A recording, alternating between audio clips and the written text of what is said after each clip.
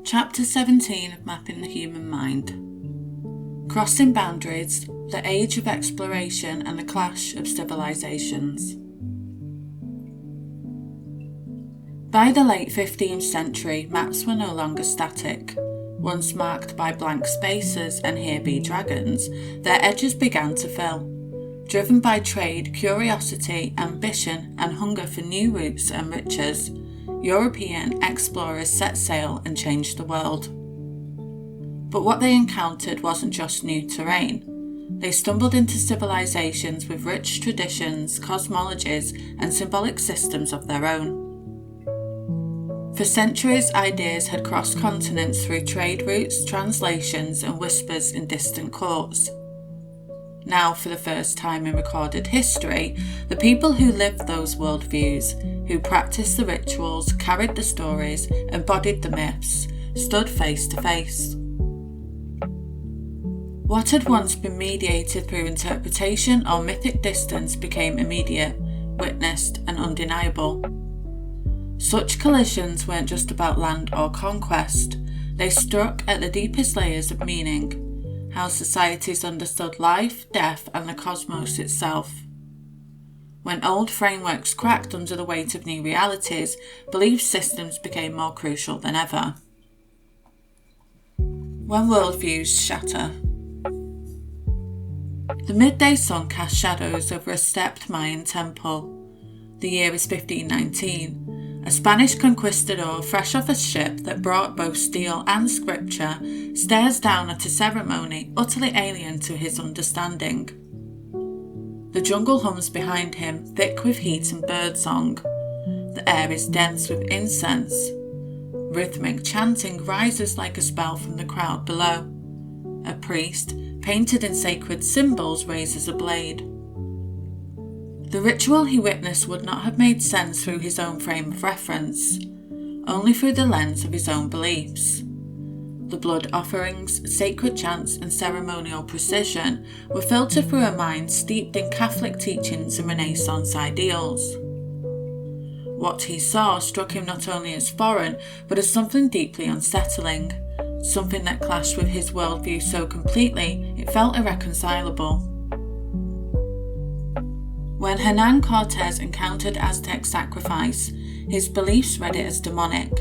When Aztec priests observed communion, the ritual eating and drinking of Christ's body and blood, they may have seen echoes of their own sacred rites, but to both sides the other interpretation was unthinkable. Centuries later, cognitive science gives us language for what happened in that moment. Psychologists call these mental frameworks schemas, the invisible structures that shape what we see, how we judge, and what we believe possible. These were deep psychological ruptures.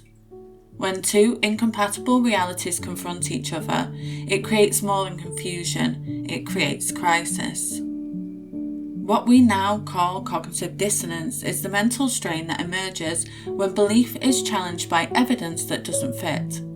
The more central the belief, the more painful the rupture. For the Aztecs, whose gods fell silent in the face of conquest, or the Inca, whose emperor, the living son of the sun, was taken by strangers, the dissonance wasn't theoretical, it was existential. Even for the conquerors, the psychological toll was real. Spanish chronicler Pedro Cieza de Leon described feeling physically ill after witnessing an Inca child sacrifice. Modern neuroscience helps explain why. Core beliefs are processed in the same regions of the brain that handle threat and emotional pain. When those beliefs collapse, the body reacts like it's under attack. In moments of profound rupture, belief adapts not just to explain reality, but to help survivors endure it. Modern psychology shows that when faced with overwhelming trauma, belief systems can serve as vital scaffolding, reshaping fractured worlds into something still livable, even when certainty has crumbled. 16th century Nahua accounts describe the psychological aftermath of conquest in terms we might now recognise as collective trauma. Our inheritance, our city, is lost and dead. The shields of our warriors could not save it. This wasn't mere military defeat but existential collapse. When gods fail, the entire framework of meaning fails with them. For Europeans, though they had military advantage, these encounters also created cognitive dissonance that would eventually transform Western thought. Reports of complex civilizations with advanced mathematics, astronomy, and architecture challenged European assumptions about human development. How could primitive peoples without Christian revelation create sophisticated calendars more accurate than Europe's? And beneath these seemingly surface-level disagreements lay fundamentally incompatible assumptions about time, divinity, and humanity's place in the cosmos. Linear versus cyclical time. By the age of exploration, many Europeans saw history as a straight line, a story that ran from creation to Judgment Day. This way of thinking was shaped by Christian teachings and later reinforced by new ideas of progress under the Enlightenment and the rise of industry. But it hadn't always been this way. Earlier European traditions had followed the rhythms of the seasons, the cycles of planting and harvest, and turning of the stars, a world where time moved in circles, not lines. Across the oceans, many indigenous cultures kept this view alive. In American and Asian traditions, time was often seen as cyclical, with ages repeating, events echoing, and cosmic patterns returning again and again. This wasn't a case of simply having different calendars, they were different ways of experiencing reality itself. Material versus animated universe. By the time of European expansion, Western thought was drifting towards a material view of nature, one shaped by scholastic theology, Renaissance rationalism, and early scientific efforts to categorize, measure, and control the world. Matter was becoming inert. Nature was something to be observed, dissected, and ultimately dominated. But this perspective wasn't universal. Even within Europe, it had only recently overtaken older, more relational ways of seeing. Pre-Christian traditions had long regarded forests, rivers, and mountains as alive with spirit. The rise of monotheism and later scientific materialism gradually replaced these views with the image of a mechanistic universe governed by impersonal laws. In contrast, many indigenous worldviews still held to a profoundly animated cosmos, where consciousness, spirit, and agency were not limited to humans, but embedded throughout nature itself. When a Lakota elder spoke of consulting the spirits of animals, European listeners often heard only superstition, but what they were hearing was, in fact, a sophisticated way of knowing. One that saw the natural world not as a passive backdrop, but as an active participant in human and cosmic life. And these weren't just poetic metaphors, they were distinct ways of knowing, rooted in relationship rather than extraction, reciprocity rather than control. This divergence wasn't limited to how people related to the natural world, it extended to how they understood knowledge itself. European systems increasingly emphasized written scripture and authoritative texts as the ultimate source of truth. Rooted in Greek traditions of classification and abstract logic, truth was something to be recorded, argued, and preserved in fixed form. But many indigenous traditions prioritized direct experience, oral transmission, and ceremonial memory.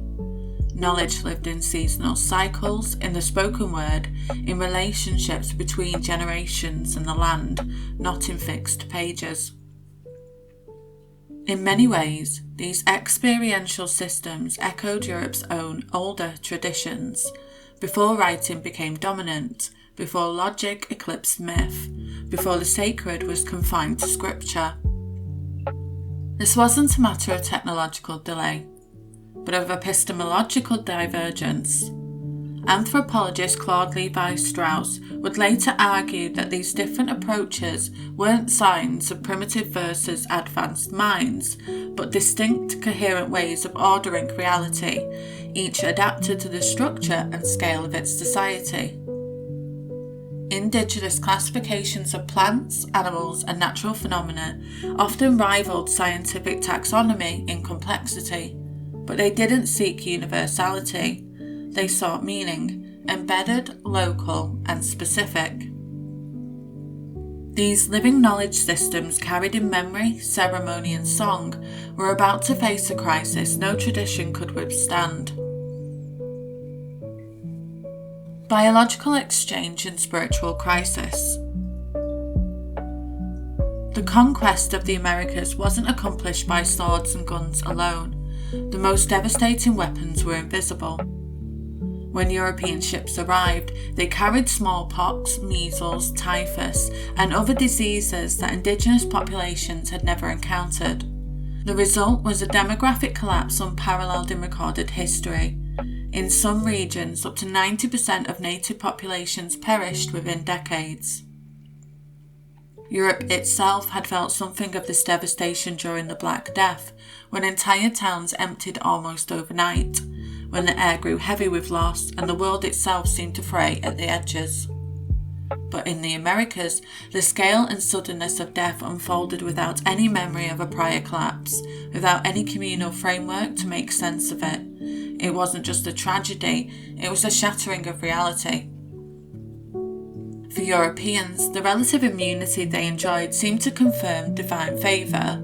God, they believed, was clearing the land for Christian settlement. For indigenous peoples, the selective devastation of their communities, while the newcomers remained largely untouched, created a profound spiritual crisis. How could traditional healing practices, sacred protections, and the favour of the gods fail so completely? Contemporary Nahua accounts speak of unbearable suffering. Communities struck down so quickly that people collapsed while they slept, unable to rise. Homes once filled with ritual and memory fell silent except for the sounds of mourning. It seemed to many as if even the gods themselves had turned away. The psychological rupture of watching your entire world unravel while strangers flourished was beyond what language could hold.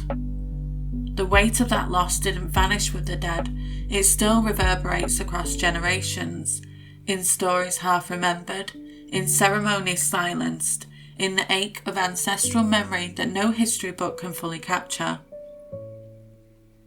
When traditional medicines and sacred rituals failed against invisible forces, it tore holes in the fabric of belief itself, leaving a theological vacuum that Christian missionaries were quick to fill.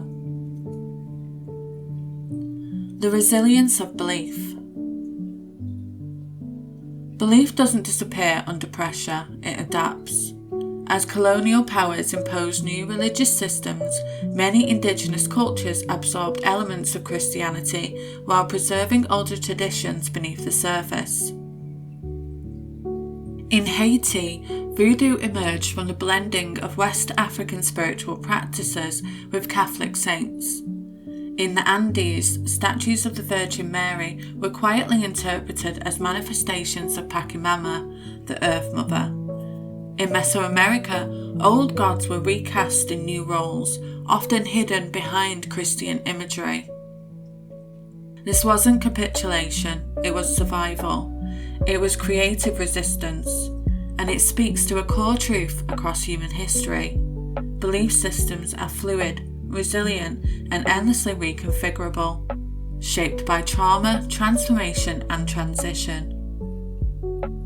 It was spiritual adaptation disguised as compliance, a kind of cultural alchemy that allowed ancestral meanings to flow beneath foreign forms.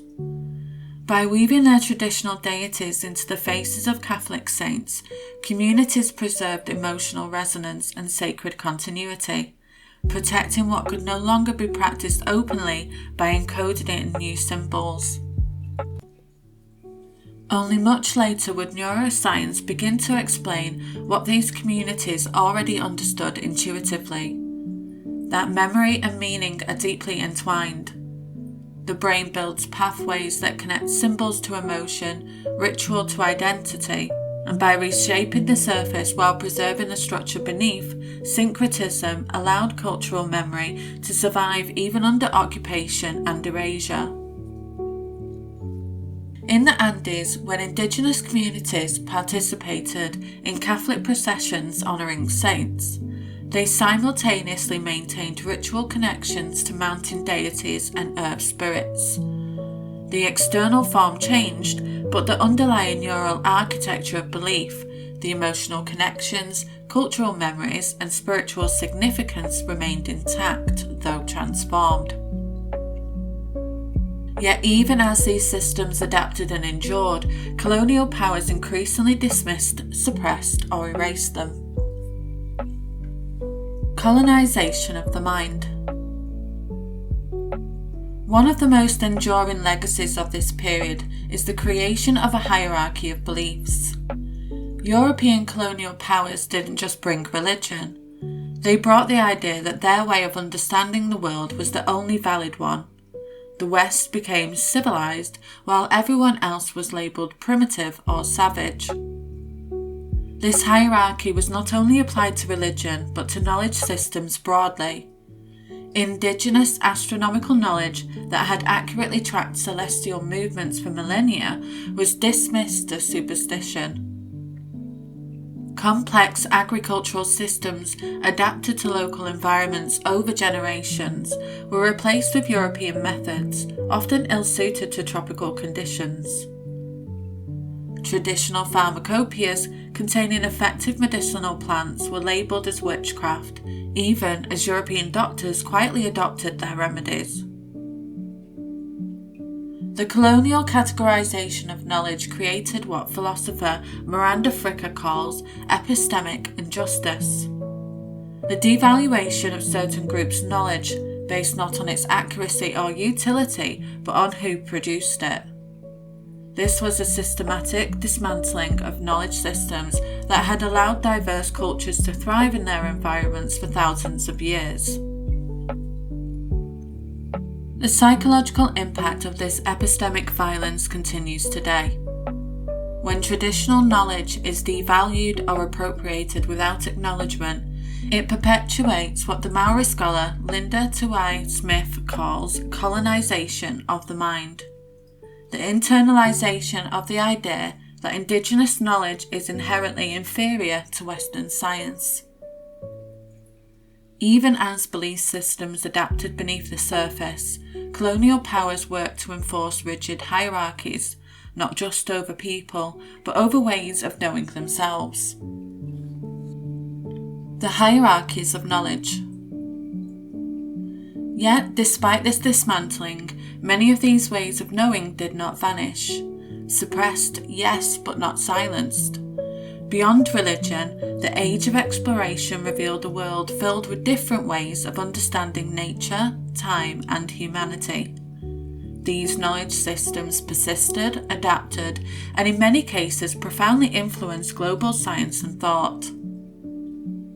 Polynesian navigators using stars, ocean swells, and bird migrations crossed vast stretches of ocean without instruments, feats that stunned European sailors, who initially dismissed them as myth.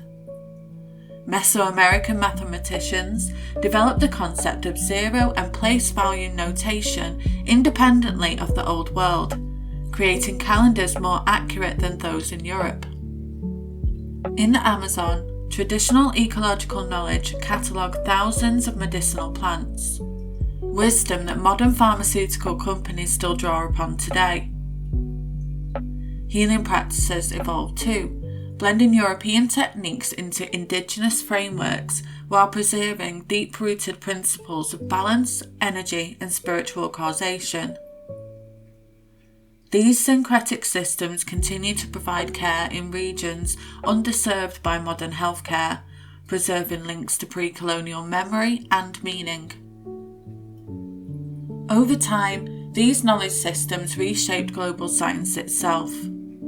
When Alexander von Humboldt travelled through Latin America in the early 1800s, his revolutionary ecological insights were profoundly shaped by indigenous worldviews, ones that already saw nature as an interconnected web of life. The scientific revolution that transformed Europe in the 17th century didn't happen in isolation.